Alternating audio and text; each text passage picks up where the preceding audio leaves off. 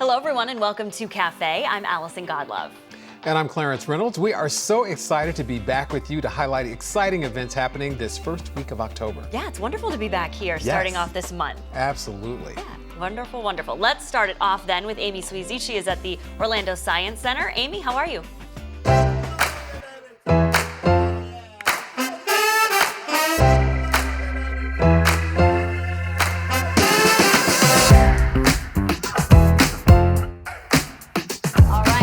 Inside the Orlando Science Center, inside Kidstown, and inside the Isaacs Family Climb Time.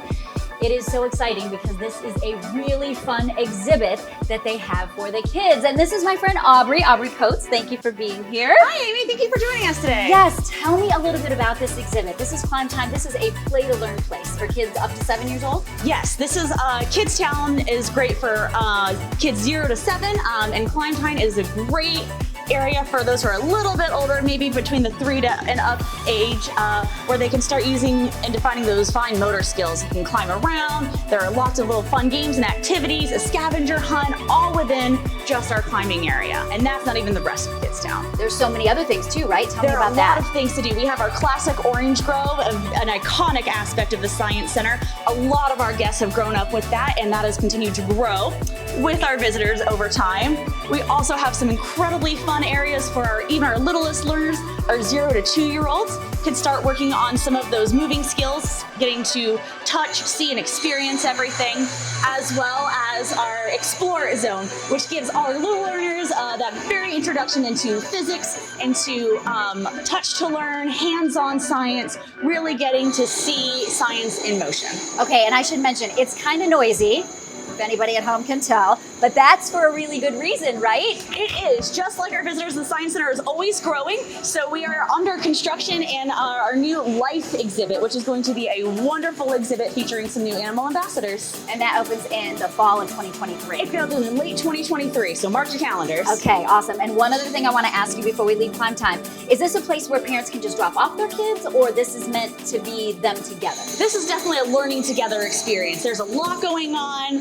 We always encourage our visitors to interact with their family, even make new friends, but it's definitely a great opportunity for little learners to be working on some of these skills alongside with their parents, getting to start working together, which is a very important aspect of STEM to begin with. All right, and the last place I want to visit is my favorite that has to do with the water. So can you show me that next? Yes, absolutely. You're gonna love it. All right, I am literally inside the Drip Drop Splash. Aubrey, tell me about this exhibit.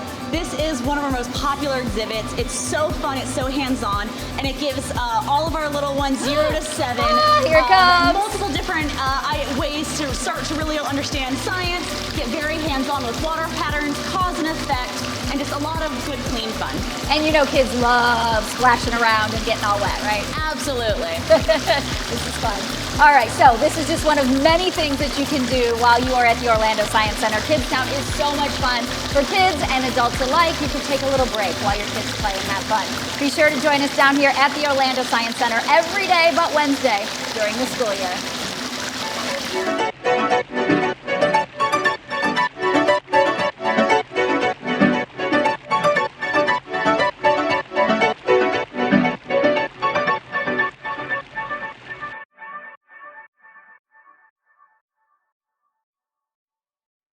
So many fun and exciting things happening Always. there. The Science Center is amazing. Great stuff. The Orange County Environmental Protection Division is hosting Fix It, Don't Pitch It.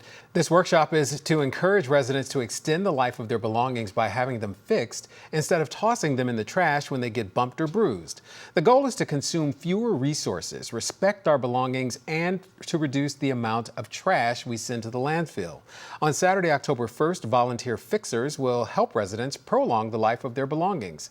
Think of the family heirloom or that item that holds significant personal value.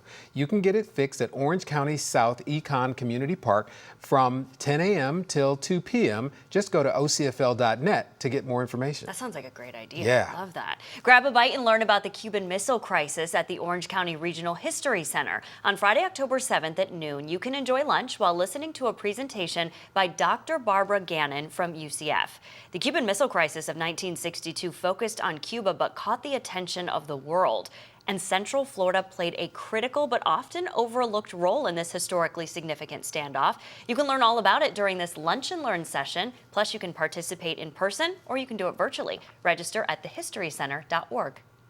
Get ready for the Halloween season by crocheting Frankenstein candy pouches. You can practice your crochet skills while you're learning how to seam pieces together, sew on buttons, and embroider facial details. The 2-hour class is for those 13 and up, and you must know chain and double crochet stitching skills. You must bring a pattern provided online and some materials like yarn, thread, and needles, and you can get the list of items and information to sign up online at the Orange County Library System by searching for Let's Crochet Frankenstein Candy Pouches. The Alzheimer's Association Walk to End Alzheimer's is on Saturday, October 8th. More than 2,000 people will walk to end Alzheimer's. The goal this year is to raise $500,000 to fund critical programs and support educational services to thousands with this disease. A special highlight of this event is the Promise Garden ceremony, where participants will raise their flowers, honoring those living with or lost to the disease, caregivers and supporters, followed by a walk around Lake Eola in solidarity. You can sign up at alz.org/Orlando. I had a chance to talk to Jeff Stanford from the Orlando Science Center. Let's take a look.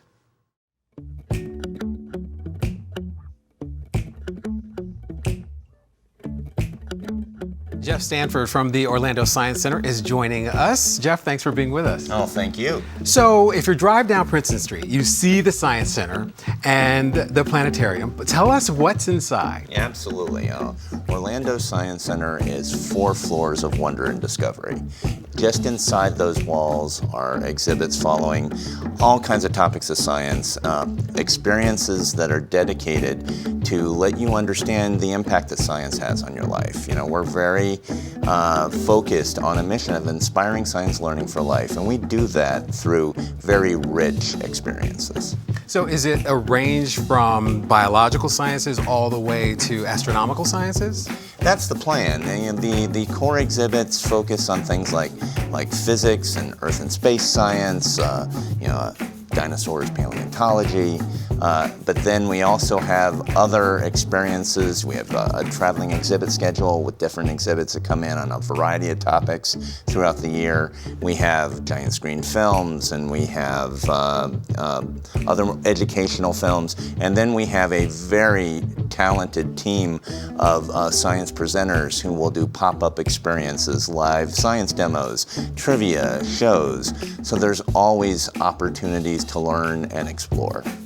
Are there any programs that kids can get involved in or parents can get their kids involved in? Yeah, absolutely. I mean, there's opportunities for families to get involved every day, right? In the exhibit experience and in the events that we do. And then there are more immersive opportunities.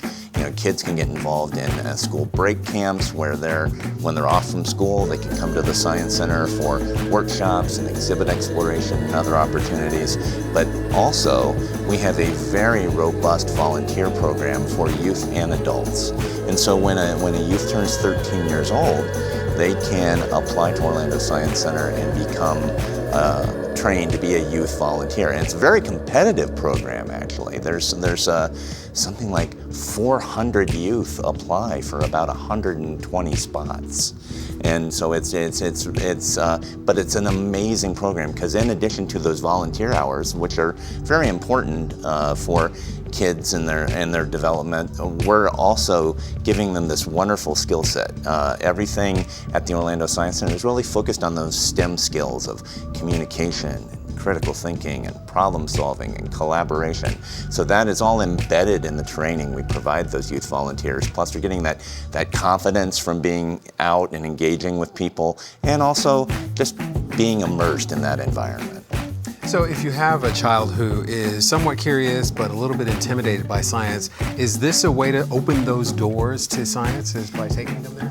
Clarence, that's a great question, because Orlando Science Center is welcome and opening, and we want to engage curious minds of all ages wherever you're at. It's not an intimidating environment. Think of Orlando Science Center as that friend that knows a lot of stuff and just wants to share it with you. So whether you are really into science or you're just curious, or you just want to have a good time doing something a little bit different, Orlando Science Center has something for you. So Jeff, what are the hours of operation? Orlando Science Center is open 10 to 5. We are closed on Wednesdays during the school year. So we're open 7 days a week anytime there's a big school break, Thanksgiving break, winter break, spring break, summer break. But other than that, it is closed on Wednesdays 10 to 5 the rest of the week. Jeff, thank you so much for being with us. Expand your mind and your imagination at the Orlando Science Center. The Florida Symphony Youth Orchestras presents the 66th season classical opener on Sunday, October 9th. It's opening at the First United Methodist Church of Orlando, and all 4 FSYO classical orchestras will be featured, and it serves nearly 300 students, and is comprised of 7 ensembles, 3 symphonic orchestras, 1 string training orchestra, a chamber orchestra, and 2 jazz orchestras. FSYO's program encourages students' growth throughout their primary and secondary years. You can get more information and buy tickets to the season opener at fsyo.org. Film Slam kicks off on October 9th at the Orlando Museum of Art. It's a unique showcase event for local independent filmmakers. Film Slam has been a safe space for filmmakers of all ages, disciplines, backgrounds, and abilities, including filmmakers who happen to be female, minority artists, and members of the LGBTQ+ community since 2004. It's organized and run by local artists who donate their time and talents so Central Florida artists have a public place to screen their work. Check out thefilmslam.org to get dates and times of the event. Manello Museum presents a traveling exhibition of painting and sculpture from 45 self-taught artists from the collection of South Florida-based photographer Gary Monroe. An irresistible urge to create, the Monroe Family Collection of Florida Outsider Art will be on display through October 16th. The exhibition also includes a new publication with an introduction by Monroe and 2 essays by senior curator Kathy Goncharv and Tampa Museum of Art curator Joanna Robotham, and a specially commissioned poem by Campbell McGrath about artists' urge to create. Get dates and times to view the collection at orlandoatplay.com. Through October 23rd, the Orlando Museum of Art presents Yui Morales' Soñadora, born in Jalapa, Mexico, into a family of storytellers. Her stories are heavily influenced by her upbringing. It also helps to identify the power of heritage in the work of children's picture books. You can get tickets and date and time information at orlandoatplay.com. So much going on. Yeah, and so many good artistic events that Yes. people can get involved with in the community, which is so much fun. A little bit for everybody. Yeah, we like that. Yes. That wraps up this week of events. If you have one you'd like to share with us for next month, be sure to send us an email at cafe@ocfl.net. Good to see you. I'm Allison Godlove. And I'm Clarence Reynolds. Remember to join us next week to see what's new and exciting happening in your community.